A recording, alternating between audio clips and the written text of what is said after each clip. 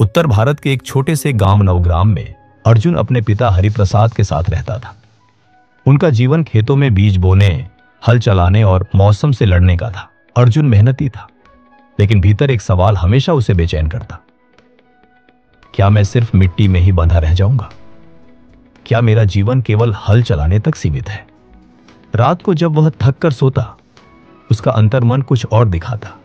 ऐसे दृश्य जिनमें वह बड़ा काम कर रहा है, लोगों की मदद कर रहा है, कहीं मंदिर में साधुओं के बीच बैठा है और कभी कभी स्वर्णमयी रथ में गरुड़ को उड़ते हुए देखता है। एक रात अर्जुन ने सपना देखा। एक विशाल सुनहरा पक्षी गरुड़ आकाश से उतरता है। उसकी आंखें चमक रही हैं। गरुड़ बोलता है, हे पुत्र, तेरे भीतर जो बेचैनी है वह साधारण नहीं, यह आत्मा की पुकार है। उठ और अपने स्वप्न को पहचान। अर्जुन घबरा कर उठा। उसने पहली बार सपने को सिर्फ सपना नहीं माना, एक संकेत माना।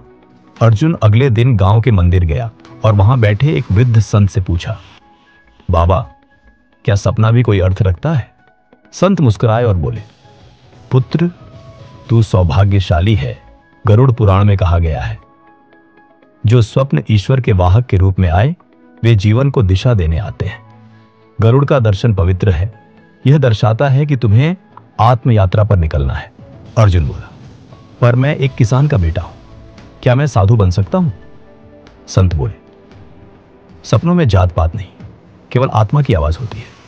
अर्जुन अब हर रात ध्यान करके सोता। एक दिन उसने फिर सपना देखा। वह एक बड़ी नदी के किनारे खड़ा है।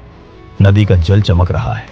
उस पार एक मंदिर है जहां आर्षि ध्यान कर रहे हैं। आवाज आती है, जब तक नदी पार नहीं करेगा, ज्ञान नहीं मिलेगा, तुझे यात्रा करनी होगी।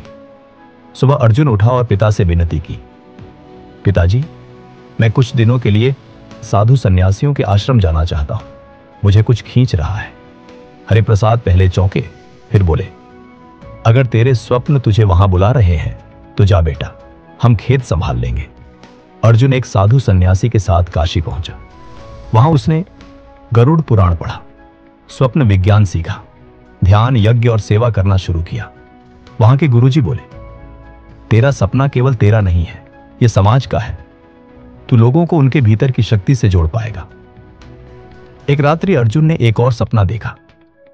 एक वृद्ध आत्मा जलती चिता के पास खड़ी है।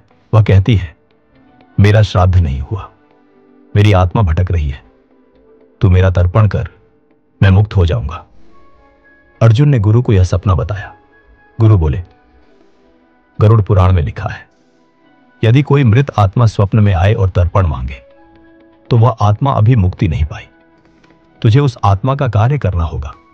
अर्जुन ने उसी गांव में जाकर उस आत्मा का अंतिम संस्कार विधिवत कराया। उस दिन से गांव में लोग उसे जीवित गरुड़ कहने लगे। समय बीता। अर्जुन अब एक तपस्वी बन चुका था। उसने अपने गांव लौटकर एक स्वप्न मंदिर की स्थापना की, जहां लोग आकर अपने सपनों का अर्थ जान सके। वहां गरुड़ पुराण की शिक्षाओं पर आधारित 4 शिलालेख थे। स्वप्न में जल देखना, परिवर्तन का संकेत, स्वयं को मृत देखना, आत्म जागरण, गरुड़ दर्शन, ईश्वरीय आह्वान, पितरों का संवाद, अधूरे कर्मों की पुकार। अब अर्जुन न केवल एक गुरु था, बल्कि गांव और आसपास के क्षेत्र में एक दिशा देने वाला दिव्य पुरुष बन गया। अर्जुन वृद्ध हो चला था। एक रात्रि उसने अंतिम सपना देखा। गरुड़ फिर से आया। उसकी पीठ पर एक ज्योतिर्मय आत्मा बैठी थी। गरुड़ बोला, अब तेरा कार्य पूर्ण हुआ, तू अपने सपनों का पथिक था, अब तू पथ बन चुका है। अर्जुन मुस्कुराया और उसी रात शांति से समाधि में लीन हो गया।